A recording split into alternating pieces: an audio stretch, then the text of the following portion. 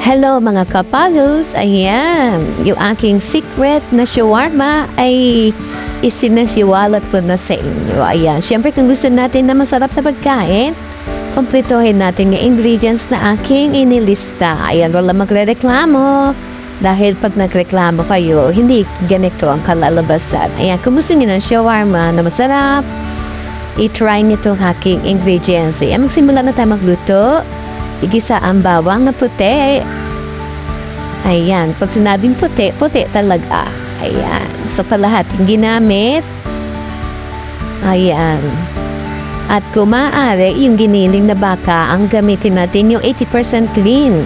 Yan, nabibili yan sa grocery, nakalagay talaga yan. 80% lean, para hindi siya masyadong mag-seb or magmantika. Ayan.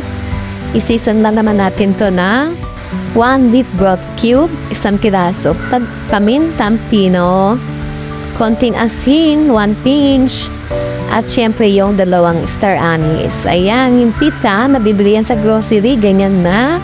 You can buy naman na may wheat flavor, no? Yan yung wheat flavor, may mga batik-batik. So, ito naman yung mga kailangan sa mayonnaise. Screenshot nyo na lang, mabilisan. O, yan yung pinakasekreto kasi yung cream sa ibabaw. So, yan.